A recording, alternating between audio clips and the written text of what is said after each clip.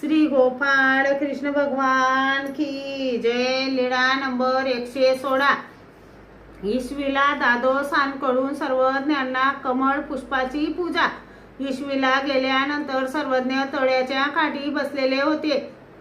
तेथे दादोसांची भेट झाली। दादोसाने सर्वज्ञांचे पिवळ्या कमळाच्या फुलांनी पूजन केले। मग दादोसाने म्हटले, जीजी मला माझ्या साधनाचे दर्शन करावे जी। यावर सर्वज्ञांनी म्हटले, येथोनी देवता चक्र निरूपिता, पृथ्वी येसने खंडित आणि मेरू येसनी खंडी न पुरे।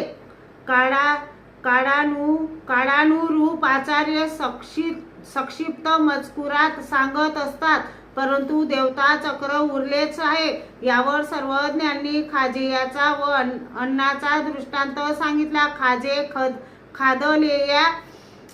खादलेया शुदा निवृत्ती तरी होय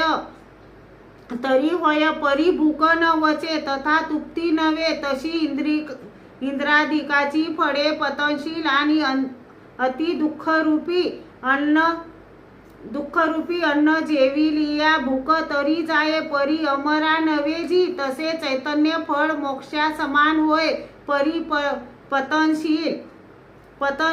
मग सर्वज्ञांनी कमळाच्या फुलांची पाकळी घेतली आणि यावर आपल्या श्रीकराच्या करांगुळीच्या नखाने त्यांच्या पिंडस्थेचे चित्र रेखाटून दिले।